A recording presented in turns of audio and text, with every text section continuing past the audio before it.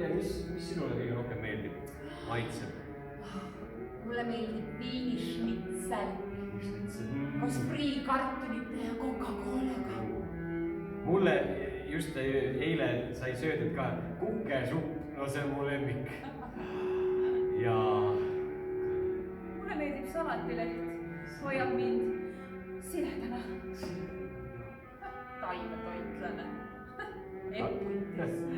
Aga kuidas teiega on, härra? Mina olen vegan. Mulle meeldivad loomad. Jah. Ja milline loom siis?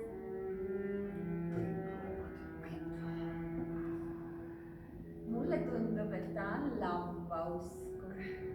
Kui kõik seda näha tahate, siis 8. ja 9. november, see on see reede, see laupäev Vondlieni teatris Nõmmel etendus Serenad. Tulge kindlasti vaatama, sest meie ootame teid.